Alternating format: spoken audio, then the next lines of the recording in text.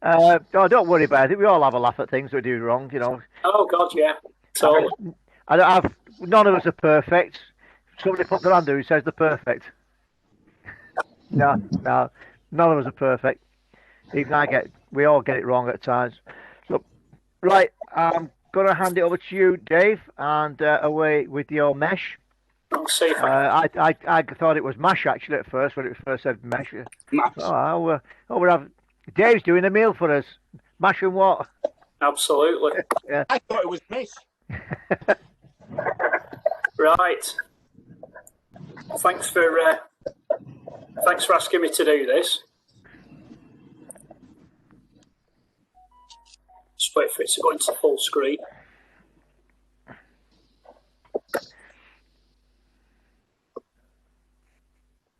Okay. Right. So this is Radio Basics.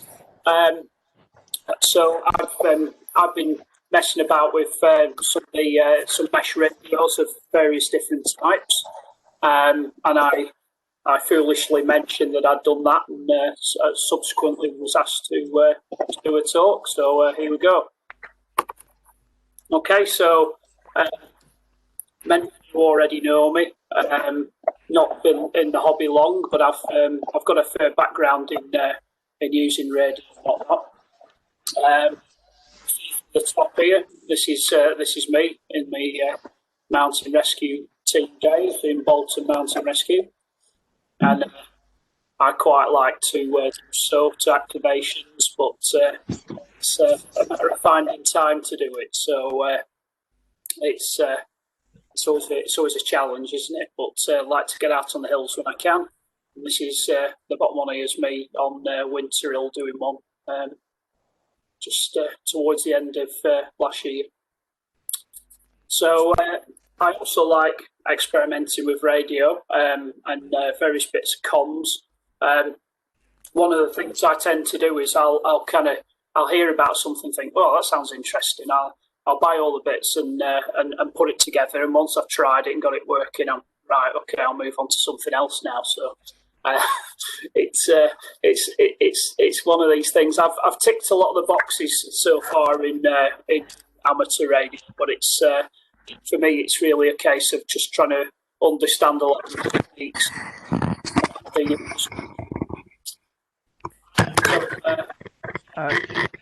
Just hold on a minute, Dave. Could I ask you all to mute your microphones, please? Could you all mute your microphones, and it doesn't cause disturbance to the recording? Thank you. All right, cheers. So, what's all this about in terms of when I say basic mesh radio? I wanted to just first of all calibrate what's meant by basic. I'm not going to go into too in depth for this. It's really sort of an overview, and I got my head around how these things work to an extent. So if you sort of think to yourself, oh, I quite fancy setting a mesh node up or a set of mesh nodes just to learn how it works, give us a shout, and we can perhaps have a chat and work together and set something up. As I say, not super techie complicated, and if you're expecting all sorts of equations, you might want to bow out now, or just go make yourself a cup of tea for the next 20 minutes. And as I say, it's not really about going into too much depth about the setup, but it's about signposting the key materials. So if you want to get started or you want to have a try, by all means, there's some really useful links in this, and there's plenty of stuff on YouTube to get you up and started if you're interested. So it's a bit of a primer, and if there's anything that seems useful for some more specialist talks or demos later on, again, I think it's just to get us started with it, really. So, what's mesh? It's not an abbreviation. It's not an FLA, 4-letter abbreviation. It's not an acronym. It just is mesh. It's a way of laying out a topology, and it's not owned by anyone. So people have set up their own variants of mesh radio, but it's not sort of owned by Cisco, or it's not owned by whoever it is, to my knowledge. And one of the things that you'll see is happening now is it's starting to be used for home Wi-Fi use a lot more, because really the way that the your broadband comes into your property and the way that your house is set up is ideally suitable for a system that basically moves data backwards and forwards within a chain. So you'll see as we go on, it actually makes a lot of sense to use mesh nodes as Wi-Fi system in the home. So how does mesh work? Well, it's not point to point like one of these things. I mean, yes, it is point to point between nodes, but it's not just two devices. What you'll tend to have is a little like at the bottom here, where you've got, sort of however many machines, and each one is in contact with a number of other nodes. So what they'll then do is they'll work out what's the best route for that data to move throughout the mesh network. So the system seeks to optimize itself, and rather than everything going through the hub, like on a traditional network Wi-Fi system, the data just literally just goes point to point, or it'll be passed through a neighbour. So they talk about this in mesh in terms of hops, and the least number of hops, the better. But it allows the power to be reduced if you can use each of the nodes to pass the data on to other nodes. So, key question: why would I bother? So what? So it's a fairly established technologies, mesh, and the military, etc., have been using it for a long time. So it's widely used within all sorts of tactical organisations who want to have moving networks. You'll see a lot of it coming on board as well, where we're getting autonomous vehicles. They're starting to use mesh networks to communicate with each other, and the idea is that the vehicles communicate with the other vehicles around them automatically, and if something's happening, further down the road, people are applying brakes, and the car will sort of take over and start to reduce its own speed. And this is already deployed in vehicles, but it's not sort of implemented yet, if you see what I mean. So the capabilities there, but it's these smart vehicle networks are just they're just sat there waiting to be put into use, so to speak. So mesh really suits the sort of network where nodes are moved, where signals drop, and like in the amateur world, we none of us are mandated to keep nodes on.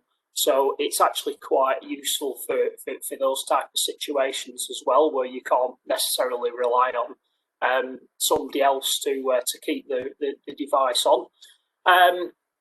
And it suits tactical change of tactical comms, but you can also use it for fixed infrastructure. So as I say, the nodes build up an understanding of the nodes around them, and they use that information to address and pass the traffic in a suitable way.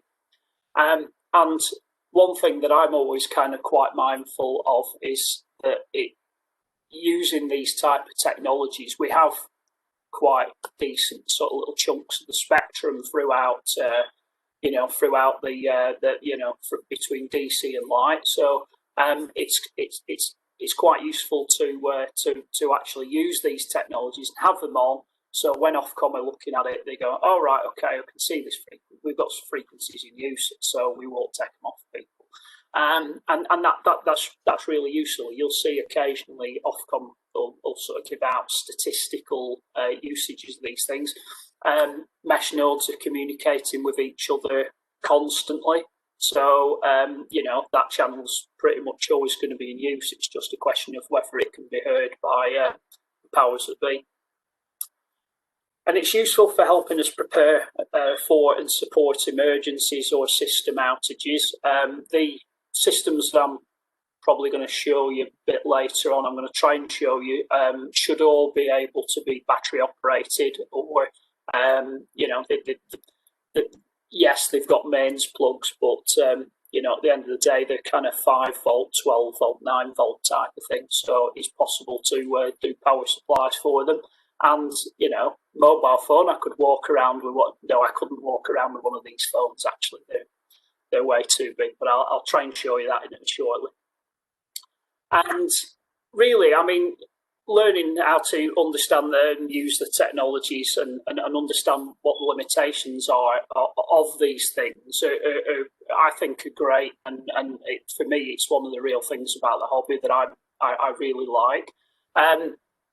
The good thing about this, particularly with mesh, is it's really quite cheap to get into. So you for a couple of nodes, you're looking at about 40 quid. And obviously they're sort of not top end kit, but you can try it out, see whether you think it's worthwhile, and then if it is, happy days, and then you scale it up and you move on to something better and more expensive. And I've worked with nodes that cost 10, 20 grand or whatever, and these things are £20. So don't waste your money buying something expensive. And I'll show you the type of stuff that I'm talking about is really good for setting up with.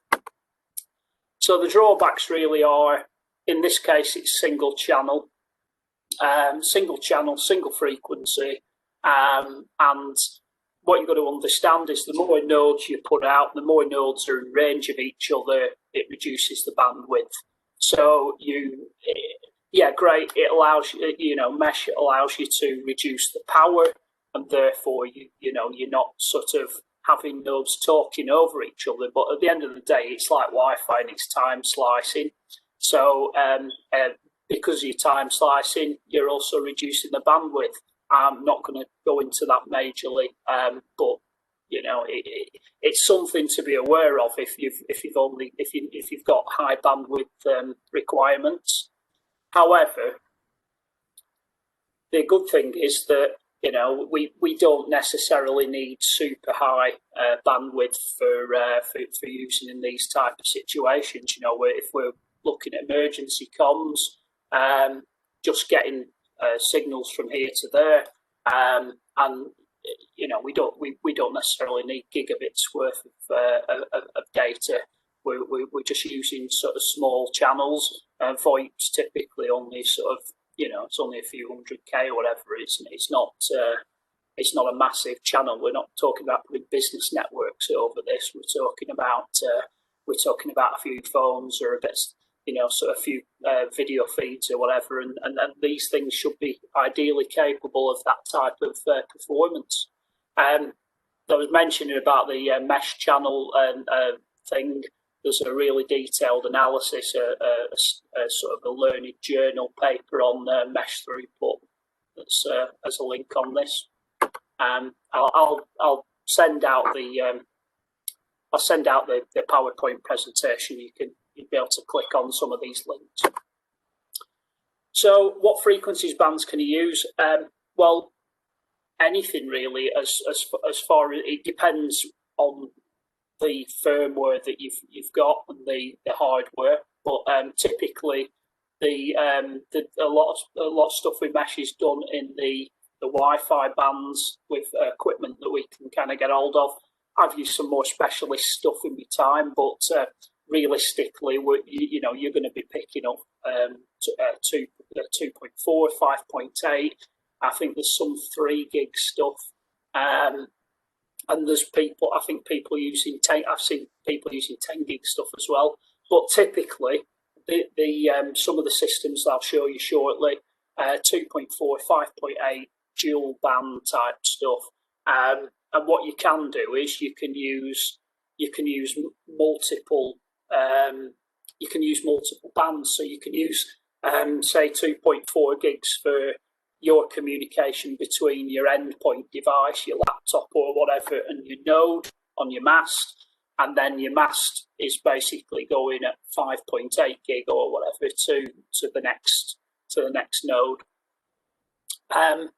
So on to the next one.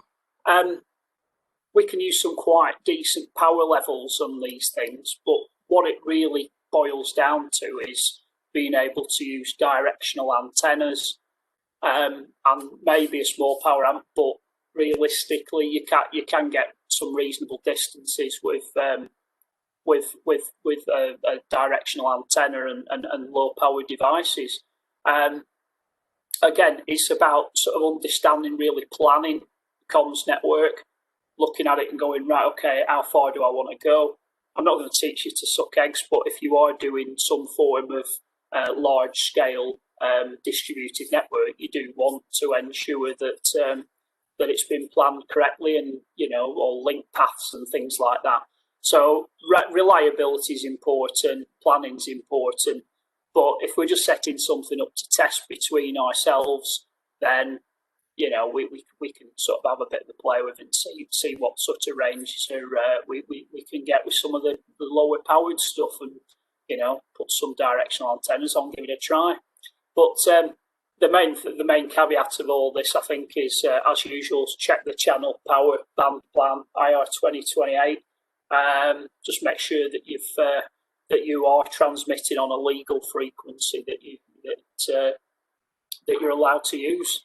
And so on to the next slide.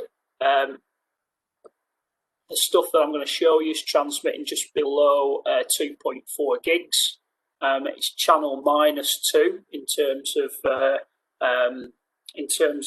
2.4 gig Wi-Fi. So a lot of Wi-Fi 2 gig transmitters won't actually even select it. This stuff's got custom firmware in it, so it will do. Downside, obviously, usual thing, can't encrypt, etc., etc. But if it's emergency tactical comms on something quite limited, limited system, are you going to be bothered? If it's only for a limited amount of time, you pop up, you use it, you're gone. It's the way it is. It's a bit of a balance, isn't it? So, as I say, check the band plan, check the IR 2028. We're operating within legal frequency. What can you do with it? Well, it's really sort of the world's your oyster. So anything you can change to IP, you can transmit, and as long as you know what the IP address of the other end is, and there's something to catch the data that you send in, you can probably transmit it. So typically, what do other people use it for? Video, VoIP, email, that type of WinLink type of stuff. So all that's capable of being pushed over a mesh network. And as you'll see if you try to set one up, these are actually really quite straightforward to set up if you use the one I recommend in a bit. So what systems are out there? There's kind of three main ones that I've sort of seen about. There's the broadband Hamnet, and again, there's some really good guides that I've signposted on here. So that's what they describe as HSMM. Don't ask me what it means. But so the one that I'm going to show you a little bit more of is the AREDN, which is actually built on broadband Hamnet. Uses the same firmware. It's just one of the firmwares that I've seen in use, and it's supported or it supports some of the quite cheap devices, some of the quite cheap mobile routers, which are again, I'll show you the one that I would recommend you get if you're starting to have a look at this. I've tested these and they work. So, as I say, AREDN, and it's kind of very USA orientated, but there's quite a few users in the UK, and Raynet and various others use it. So it's kind of quite well thought of, and it's fairly well established as a system. Another one that I've seen, and I really like this one. This one's called Hamnet.eu. As I've put here, I had to sort of question whether we'd even be allowed to use it, being that we're now no longer in the EU. But it's a really, really well planned. To me, it looks like a really, really well planned and documented network. You can actually kind of go onto the map on this and drill down into different nodes, and you can see what they've got connected and everything. It's really quite nice, and they seem to really be planning kind of links into cities and between cities and everything. So it really seems like a pretty good sort of well designed network. And as I've put here, it's not been done It's obviously been set up node by node, but it's been properly coordinated. Whoever has set that up really kind of understands the systems, and they know what they've really planned it properly. So it's a powerful network, and there's obviously a fair bit of knowledge behind it. So it's a little bit beyond me, but I can see what they were thinking when they were doing it. And on the case of this, it uses what's called Network 44, which you may or may not have heard of, but essentially, more on that in a second. If you want to have a look at Hamnet, the links are just below. So more about Network 44. What the hell is that? It's otherwise known as AMPRNet or AMPRNet, and it's a dedicated network range for ham radio, which I'd not even heard of. I didn't even know about it until started looking at this. But what you can do is you can apply for a network address, and you can set up your own node and have it as a sort of gateway into and out of the internet on a specific address. So again, really, really useful abilities on these things, and as I say, it's very much about making sure you select the design of the network. What you're going to see with what I've done is it's all done on a 10.10 range. It's definitely not to this level, but it's how the AREDN have set their systems up. And it works quite well. You can introduce new nodes and everything. So we'll see about that in a bit shortly. So there's other implementations, and one of the things that you may or may not have seen before is a thing called OpenWRT, and that's what a lot of these systems are actually built on. So it's kind of an open source firmware for routers, and it was originally designed as something that you could sort of hack your Linksys router with, and it became so popular and well established that the router manufacturers actually started using it themselves.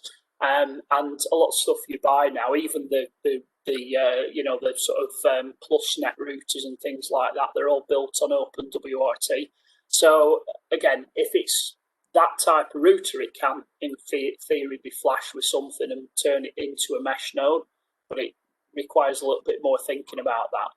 I'm going to show you something that's a little bit more easy to implement. the other stuff that's out there, and I know Jamie's had a go at this. There's what's known as LoRaWAN, and this is probably sort of this is another type of technique. It's not Wi-Fi mesh. It uses what's known as long-range Wi-Fi, long-range WAN. It's typically built around the sort of 4333868 ISM band stuff. And as I say, I think it's probably worthy of a talk in itself, really. But you'll see a lot of this type of stuff being used in coming up. It's kind of new. It's not sort of really getting quite as much traction as Wi-Fi obviously has. But this is more like kind of small Internet of Things devices talking to each other. And what these guys at Meshtastic have done, it's kind of one or two people who've done this, and they've basically built a firmware that you can burn into one of these boards, and you can create your own off-grid communicators. So, and you can get some really good range out of them. It's quite impressive. They've got an Android app for actually doing the keyboard and the screen function, and then the device that's shown there, you put a little SMA antenna on it, and that handles the mesh comms, and it just acts as a mesh node basically. But absolutely fantastic. Range on them is awesome. One of those to another one, a mobile one, I was getting from inside my house to like way down the road. I get about 1.5 miles, and that's when I'm not mentioning the way that the land lies. The performance is incredible. Nothing like I've ever seen before. You know, and usually it's all kind of line of sight and all this type of stuff. This stuff is it's really, really good, and it's worthy of a try, because I think the boards are about 25 quid a piece or 20 quid a piece, but actually setting them up's a bit of a pain. But as long as you don't want to do any sort of real hacking on them, or trying to kind of change any of the settings, if you just want it as it's out of the box, they work really, really well. And I've had those working with couple of Kindle Fire tablets, and just the app that comes from Meshtastic, and they, again, really good. If you're looking to set up some sort of off-grid chat type thing, these are great. And they operate on a little sort of one of these vaping type batteries. If you're going to go into this type of thing, there's a system called the T-Beam, which is the one that I just showed on the last page, this TT Go thing. They're really good. Don't start messing about buying different ones. Just get that one, because it's a lot easier to set up and use. The GPS antennas that come with them are terrible. I've never even had a fix with the ones that came in the box, and I use a different one. They're great, and I can advise a good one to use of those. Again, frequencies and what you're allowed to use. Don't use the 915 megs one. It's not allowed in this country. But if you went on Amazon or eBay, you'll see that they're quite readily available. I don't want anyone to get into trouble. Again, also make sure you get one with a screen already fitted, because it saves a lot of heartache. It's a little bit more expensive, but well worth it. And if you've never seen any of Andreas Spice's stuff, he's the guy, the Swiss guy in the hat, I think he calls himself. And he's an amateur radio enthusiast. Really, really good. Some really good stuff on his. And I think he had 280 kilometres out of one of these T-beams. So they do perform, you know. And I kind of still can't believe that he managed to get that sort of range out of them, but they are supposed to be literally that good. Downsides, drawbacks, Meshtastic. I hate using ESP32s, which is what those things are built on. So I just think they're a nightmare to program up. I can't really get my head around it properly. I can't figure out how to change some of the settings. But you know, some people like Jim, for example, I'm sure he probably understands them inside out, and I probably need to tap into him a little bit more about some of the settings. But out of the box, the Meshtastic firmware works absolutely great. So if you've kind of not been put off by what I've been saying so far, how can you get involved? Right, okay, well, use a pre-built firmware. So for the Wi-Fi stuff, I personally have used AREDN. It works fine. It's reliable. I've been running those for 24/7 for probably about 8, 9, 10 months now. The 5 nodes that I've got, rock solid, no dropouts, no crashes. They've been absolutely bang on. I've had more problem with forgetting my passwords for the system than I have with anything else, and I've had to rebuild them all because of that. But yeah, they've been really good, and I'd thoroughly recommend the devices that I've burnt them into as well. Use equipment from the lists from the AREDN or the Meshtastic people. There's specific kit that they've really tried and tested, and they've built drivers for, and it works well. So don't try and make it fit something that it's not supposed to fit, and then ask them for help afterwards. It's easy just to buy the right one. So again, it's really important to understand which firmware you're going to use, and then look to try and buy kit that fits into that.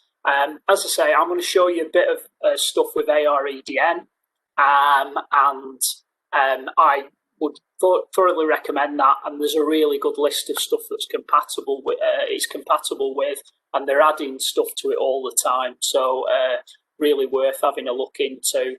It'll work with a lot of the Ubiquiti stuff, and some of the other ones. So really important. Have a look at the website and find out a little bit more. But I'm going to show you some of the GLINet stuff, which is it's kind of cheap, and but it's really powerful stuff. So on we go. So how did I stumble on the GLINet stuff? Well, I was looking to simulate network latency, and for those of you who may not understand what latency is about, we often describe it as ping time, and what I needed to do was simulate systems being used abroad, and how they would perform. I needed to assure that was going to work. So what I did was basically I was having a look at how to try and do it, and I found this little device called what's known as a Mango router. They're literally about sort of maybe 2-inch square, tiny little thing, really good, USB powered, 12 quid on Amazon. I thought, well, 12 quid, can't go wrong. Let's give it a try, see how it works. It was fantastic. It basically removed all the blockers off this particular project I was working on. Absolutely fantastic, really good. And I thought to myself, well, if it doesn't work, I can still use it as a travel router anyway. But really powerful piece of kit. However, it doesn't really work that well with AREDN. But I trusted the brand enough to be able to think, well, I'll buy a different one. So, in terms of the GLINet stuff, what's supported by AREDN, there's 2 that I use, which one of them, the top one, the GL AR150, it's the one with a little single SMA antenna on it. The confusing thing about the GL kit is that they make about 1,000 different variants of stuff. So it's really important to just make sure you buy the right one if you're going to buy it. I say they're about 25 quid. And I've used those for all the little individual mesh nodes. And then I've also got one of these 750s which is a dual band one, but it's not got external antennas on it. So it's really about suiting what you want to try and achieve. Both of those are supported, but I think if I was going to scale it up, I was going to do something, where I would say I had a node between myself and Chris, say for example, because Chris and I have got a signal path between us. I'd suggest something a little bit more like one of the Ubiquiti systems or something like that. But great product range, tons of different devices, suit all needs, but they're fantastic. So how are you going to get started? Well, the easiest way, as I say, don't spend a ton of money. Just build some nodes and put them out to the test. All the ones I've got they're all been used in the house, and because I can turn the power down on them that much, I can make sure that I'm only transmitting to the next node along, as opposed to just transmitting and they all hear it. So it kind of defeats the concept in those circumstances. So it's about being able to turn the power right down as well as being able to turn it right up. Many people who are using sort of more kind of professional or more sort of serious deployments use something like the Ubiquiti Bullet, which you can see at the bottom of the screen. But the Ubiquiti also used to make this thing that you can see on the right. You can't maybe not see it very well, but it's kind of like it's effectively a sort of a one-piece unit that's got a directional antennas and also the networking kit inside it. I think they're about about 15 dB gain or something like that. They're quite directional, but they're quite nice, and you can fit one of them on a bit of scaffolding pole, and they do a really good job. So you can get maybe about 20, 30 Ks out of something, two of these. And again, as I say, it's about suiting you all. It's teaching you to suck eggs, but it's very much about picking the right kit for the job, isn't it?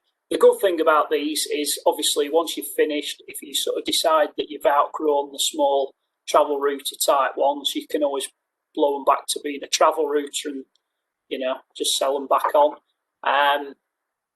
They don't have to stay as what you've as the firmware that you've put into them, so you can make them back into a standard travel router and move on to something else. So, right, perhaps demo of AR EDM mesh. Well, I should hopefully be able to just give you a bit of a heads up as how I've got my stuff set up if we've got time. And let me just make sure I can come out of this. Stop sharing. You're all still there. Happy days. Right. I'm just going to share my web browser now.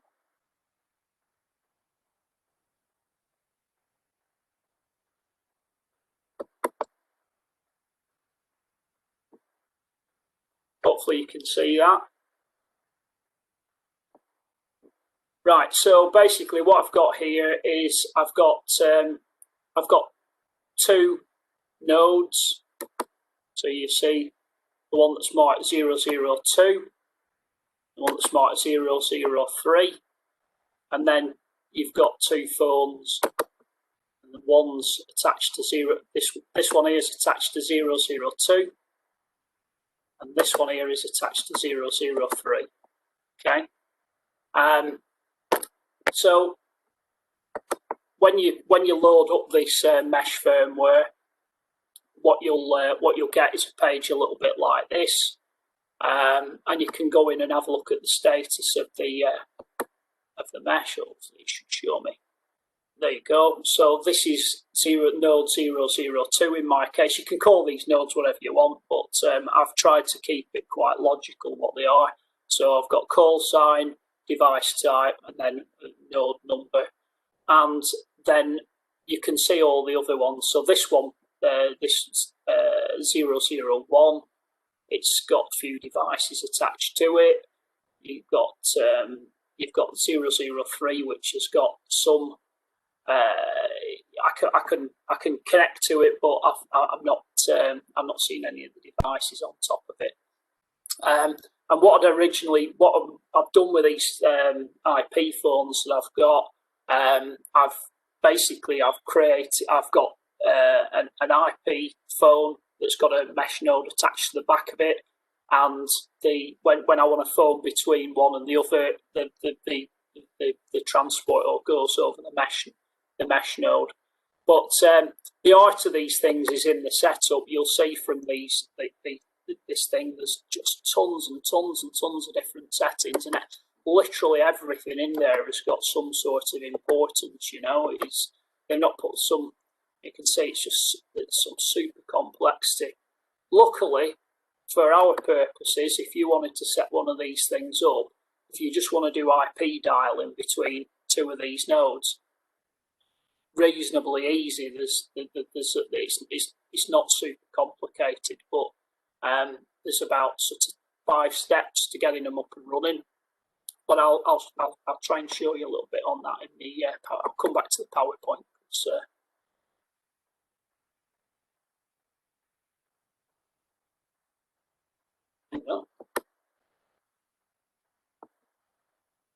Right, can you still see the demo? Or hopefully you can still see it. No. It's a grey screen at the moment. Right. All right. Let me come back onto this one.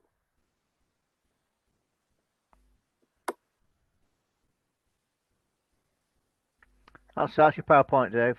Excellent. Right. Brilliant. Okay. So when you have a look at the PowerPoint, the setup is actually in this document here.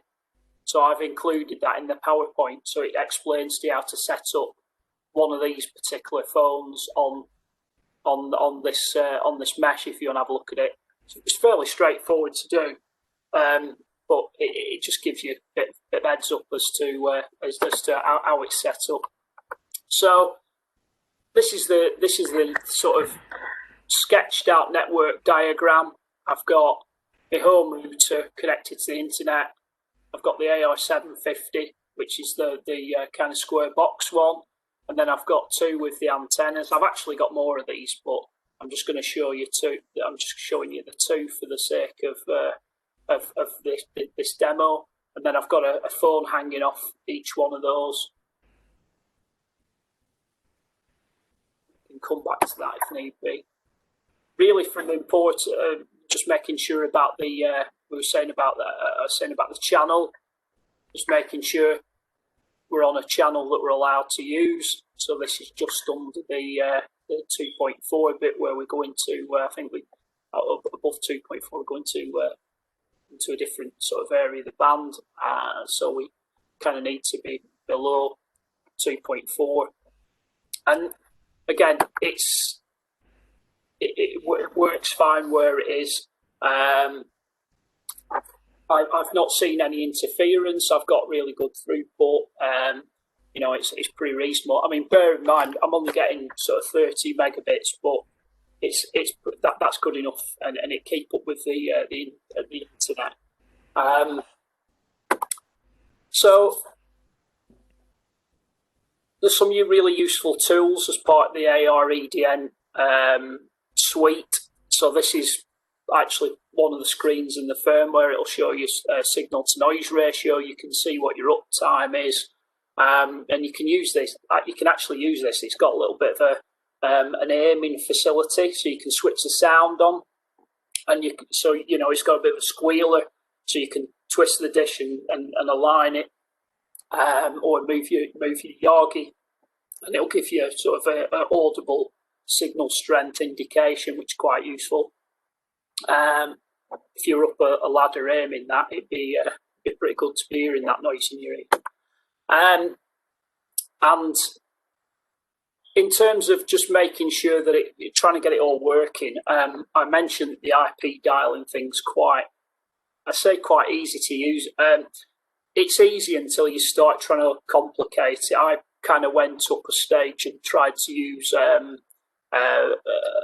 VoIP PBX. And I got it. I can either get the thing working over with IP dialing perfectly well, and I can get the PABX working with over a LAN. But it's like when I start to try and combine the two, I've still not cracked that yet. But it's just a little bit of stuff about just saying, really, this is about understanding the protocols and how the devices are communicating. You know, as amateur radio enthusiasts, we spend a lot of time on trying to understand FM and and AM and SSB transmissions and things like that. But these things are the way that these systems talk to each other, the protocols and the ports and all that stuff. It's really, really useful to kind of read into it a little bit more and just understand. So one of the questions you hear quite a lot about VoIP is, I can dial, but I can't hear anything. And it's because it uses two different transports. So it's just a little bit about understanding that. And I found it was really difficult to get beyond the bit where I could make the phones ring when I was trying to do the PABX. It's difficult to go from the bit where the phones ring to being able to hear someone talking. And, again, you've got quite a lot of feedback on the in the management consoles of, all the different types of packets. And when you see one packet's being sent but not received, and the other end seeing the same thing, you realise, well, hang on a sec, we need to have a look at this particular thing. So there's plenty of diagnostic tools to kind of point in the right direction. So some other useful links. Well, I can have a look through them, but there's loads of people doing mesh as part of either normal networking or emergency comms, disaster comms. There's quite a lot of stuff with RayNet, and I've spoke to somebody probably in the last 6 months who has done mesh as part of RayNet, and they've saying they use the Ubiquity stuff, which is, I've used it before professionally, and it works, it's good, but it's really expensive if you're just looking to give it a try and see how it works. So, start small and get your head around it and kind of scale it up from there, I would say. So, a few links. But there's loads of stuff on YouTube and various others. And the main thing is if you are, say, you were going to try AREDN, have a look at the AREDN website. There's tons of stuff on there. And it's actually feels a bit daunting to start with, but it's not actually that hard to get your head around. And I've got a couple of phones. I'll just see if I can actually make one ring from the other, but let's just see if I can join the call. So.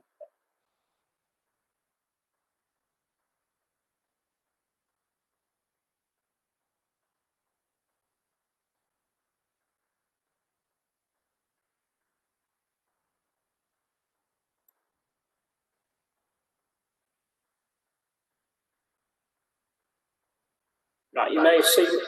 Oh, let me see if I can mute myself off. Oh, maybe.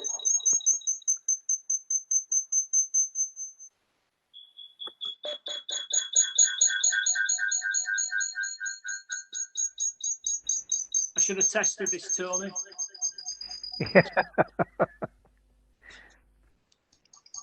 Right, let's give that one up.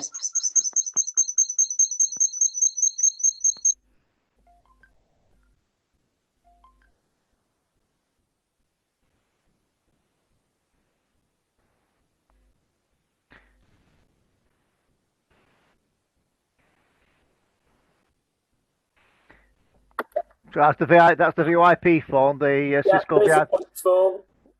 Yeah. And conveniently mounted on the back of it. Yeah. There's the little mesh node, and I'll just do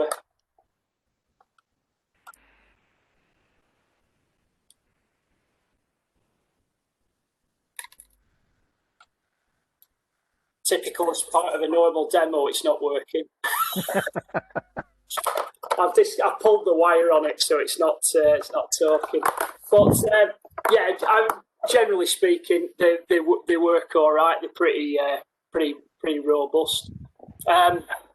Apart from if you're trying to pick them up to show them somebody else. Okay. Any questions? Anyone got any questions? Put your hand up, and then before you do, then Dave can pick you out. Don't forget to unmute your mic. I'll unmute you all.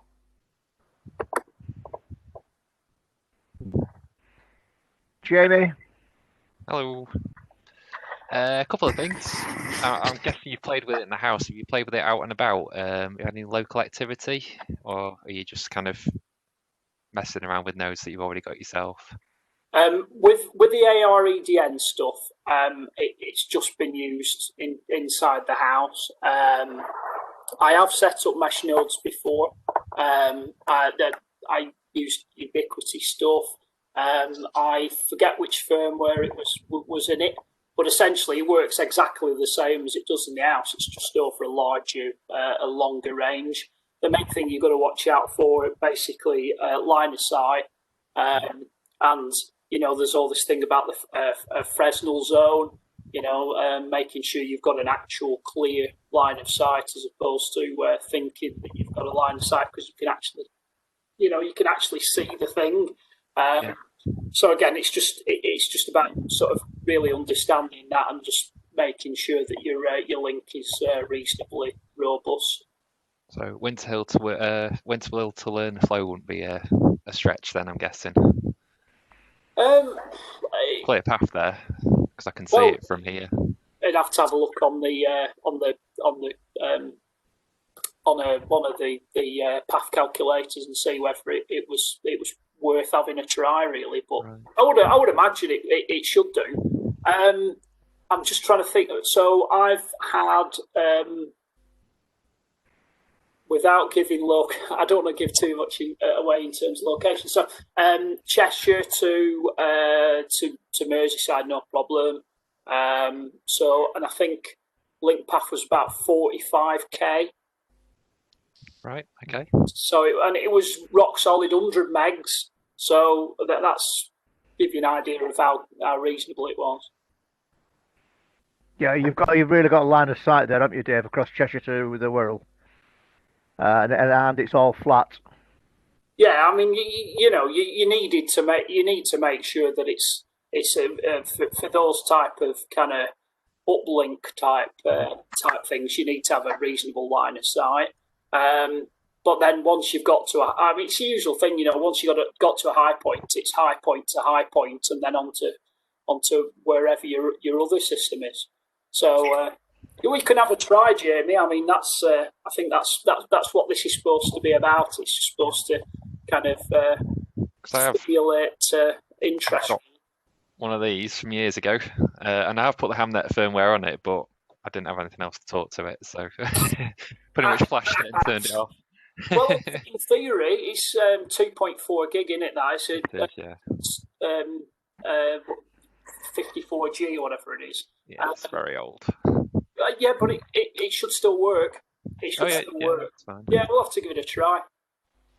Okay, cool. The only other thing is I've always found it a minefield with the unattended operation on the license. I don't know where we stand with that, because I looked into it for APRS and it became a nightmare, so I just didn't bother.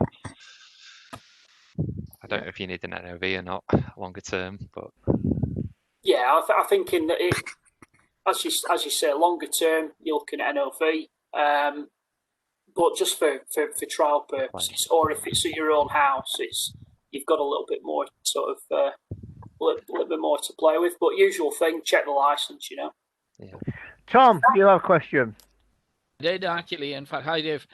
Basically, in terms of the sort of range, what kind of power are you talking about? In fact, in the gigahertz range, what power are you talking about? How many watts or milliwatts are you talking about there?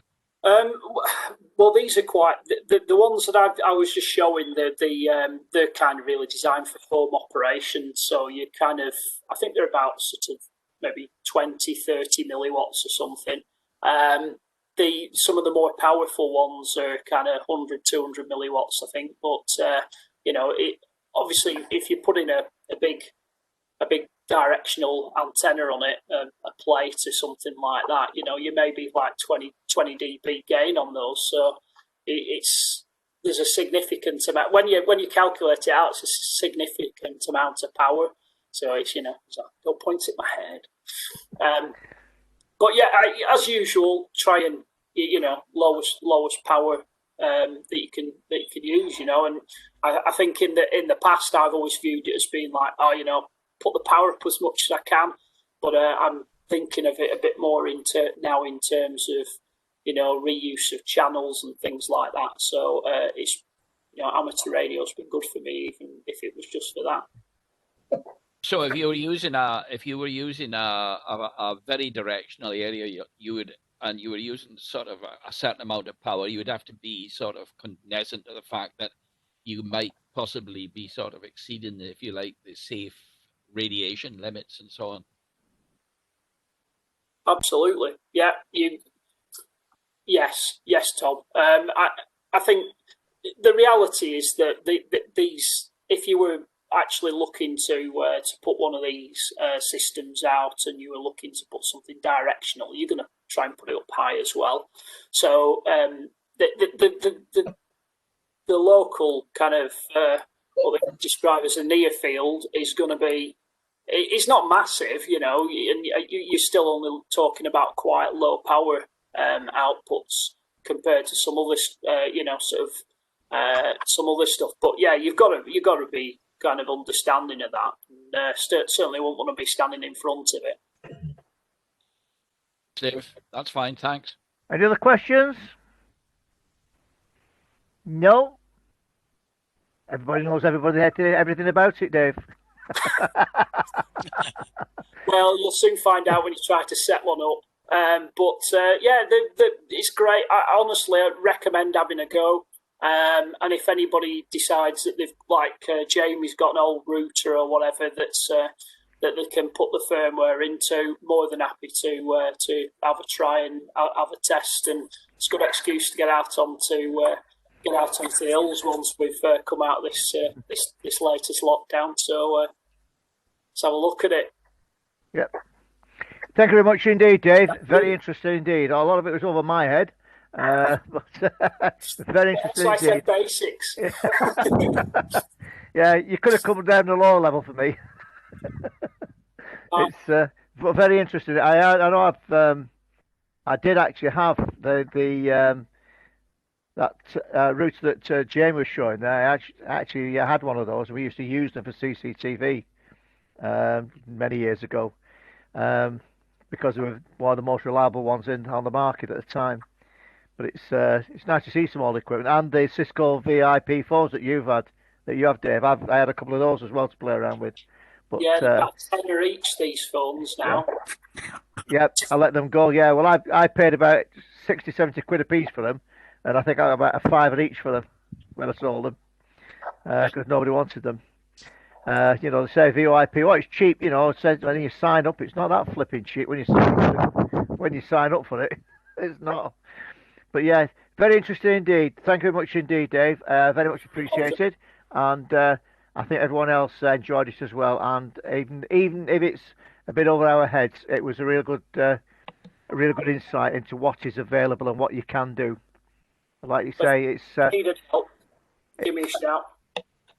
Yeah, it's all down to radio, and it's all down to having to play around with it and see what you can do and see where you can get to with it.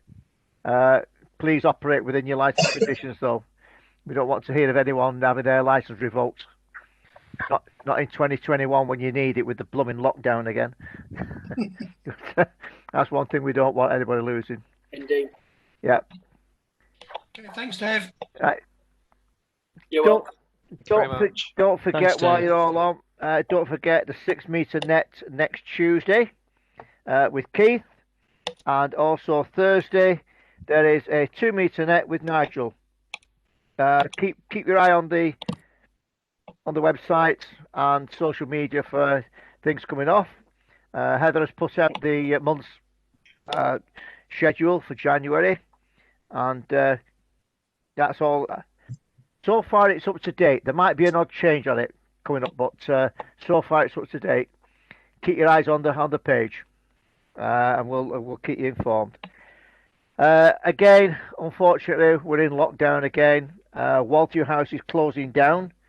The only people allowed in there are their own staff for basic needs and helping out anyone that phones in for hearing aid batteries or anyone stuck for anything that wants any help from Walthew. So that's Walthew House out of the shut down. How long for? I don't know. As far as I'm aware, this lockdown now is up to the end of February, possibly into March as well. It's the schools. I know for a fact the schools are not going back until after the half term, which is February, when they normally get a week off. So I think everything else will be in the same boat, as they might say. But hopefully it won't affect us. Well, it will in some ways, but let's keep on with the radio, let's keep on with the nets, and we'll keep up as much today as what we can with the WebEx meetings. Anybody wants to have a WebEx meeting for any reason whatsoever, let me know, and I will gladly set it up for you without any problem. You can host it yourself if you wish. I'll set it up and set it going. Heather's also got the details if I'm not available, so it can be set up by either of us. For anything you want to do, even if you want to have a chat, face-to-face chat, as you might say. At least this way, we are face-to-face and we're not spreading the disease, so it is safe so far. Touch wood. We haven't got smelly vision yet. Thank goodness. Otherwise, I think we'd all be on the floor, laid out, flat out. But yeah, yes, Keith. Tony, next week when I run the 6-metre net, is it possible to use one of the club call signs to encourage some people on to get the sapphire points? Why don't you use G8 SRS 100? G8 SRS /100. Is that okay? That's okay with me, yeah. Right. Yes, do I need to do anything else, or do I just go ahead and do it? Just go ahead and do it. Right. Okay. Thanks, Tony. Yeah. What it was when I applied to Ofcom, all as they said was that no problem, providing you do not obscure the original call sign, which is G8 SRS, and it's not obscured. All you're doing is adding /100 to the end of it. Right. Okay, Tony. Thank you. Yeah, you could do that. So, if Heather would do me a favour, please, and put it out that Keith will be using the G8 SRS 100 call /100 call sign on the 6-metre, and I think that will notify all the membership then to they can come on and add some points to their today's double sapphire. Is that okay with you, Heather? Yeah, no problem. Thank you very much indeed. Thanks, Heather. That's appreciated. So yeah, so you might have a lot on, Keith. Be prepared. Be prepared for a pile-up. Oh, I'm not bothered about that. It's just I know a few of the newer members are participating in the Sapphire Awards. I thought it might be a good way to encourage them on and maybe get a few points. Yeah. Well, you never know if anybody hears you. You never might get the 1.5 kilowatt Italians on, you know. Oh yeah. We'll see the lights dim, won't we? Yeah. Yeah, exactly. Yeah. Yeah, you can. Yes, Al. Keith, well, I'm just thinking about it. If any of the lads are in shacks, during the day, to monitor 145375. Yeah. Like if I'm in the shack, I'll put 145375. If there's any SRF members call in, give them a shout. So if anybody's in the shack, if you can monitor at the same time as you're using your HF, and anybody calls in, you might be able to have a little chat and cheer a few people up. Just a thought. Yeah. Well, we do that. I mean, Chris and I are on every day. Well, nearly every day, around 1:45. And very often we do put a call out to see if there's any members around. Yeah. So, yeah, we can do that, Al. Yeah, it was just a thought. We did it before on the last lockdown, didn't we? Yes. We don't have to dedicate it to any one person. Just all I'm suggesting that if anyone's in the shack, to give a call out, Yeah. Listen, you need to turn on, Al. If you want a good laugh, turn on in the afternoon where them two are on. They're like two bloody old men discussing what their ailments are. There was three of us. There was three of us the other day. There's three silly old men talking the other day. I remember tuning in one time. It was on 2 meters. There was two guys up in I think it was Disley and Hazel Grove, and I think they went through every bit of medication that they were on and what time they took it, what time they went to the toilet, and everything. It was such a laugh. It was. It's such a laugh. But we try and avoid that. Yeah. I did give you a call this afternoon, but it was a bit too early for you, Keith. Did you? Yeah, it was about 1:30. What time did you get on? I switched on about 22. Oh, right. I was down at Christie's waiting for the boss. She's right. She's got to go to Christie's for the next 4 weeks. So for some treatment. So I was in the car park with the antenna on top giving you a call. Oh, I must have just missed you. We'll be on tomorrow, Well. We'll be on tomorrow. Well, I'm going next Tuesday, but it might be in the morning. Right. About 10 o'clock, 11 o'clock in the morning. Did he not come out? I was saying you were giving interference. No. Yeah. No. Yeah, I mean, I'll tell you what, there was a big crane there. I wouldn't have minded hooking onto that. Fine, come on, all over. It was about 70 foot high, I think it was. You got a crossbow with a piece of wire on the end of it. Yeah. Get over the end of it. You should have asked him, can you lower your hook, please, and I can pull this up. Yeah, there's a lot going on down there. Actually, I think there's a lot of building work going on down there, if my memory serves me correctly. They're expanding a hell of a lot down there. They put in a new proton thing in or something at the side. Oh, blimey. Apparently. Yeah. Good heavens. So I'll have to. I'll give you. I'll put a call out next week when I'm down there. Yep. Because I'm going to be. I'll be a bit longer next week. Right. Okay, Roy. I can see you still got your flashing lights there in the background. Unmute your microphone. They come down tomorrow, don't they? Oh, you're sticking to 12 days, are you? Yeah. It's not me, but I'm the bar humbug for Christmas. You might find out your noise level drops when you take them down. Definitely. A lot of people have said, like, the noise level has been up on S9. As soon as they take the decorations, all the LED decorations down, the noise levels dropped. So, I know around by my lad, every flipping house has had one massive displays up. I think they've been fighting against each other who can get the best display with all the lights going. It's all the street lights haven't been dimming. But it's all good fun. It's all good fun. There is prizes around, isn't there, for good decorations on houses? Yeah, I believe so. We've had some on Downstone Lane here where they've had all sorts of things out in the blooming garden. I've thought, well, you're risking it because they'll nick them. Mind you, stick a bit of mange down it. I don't think they'll be nicking them. They might. They're on the route down to Stepping Hill anyway, so they'll be all right.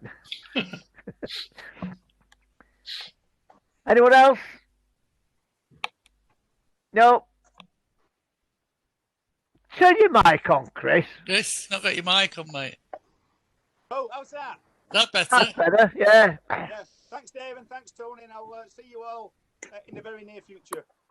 All right, Chris, take care. Stay safe, stay well, and keep the radio on. I'll speak to you tomorrow, Chris. I'll speak to you tomorrow. Yeah. The old men will be on tomorrow.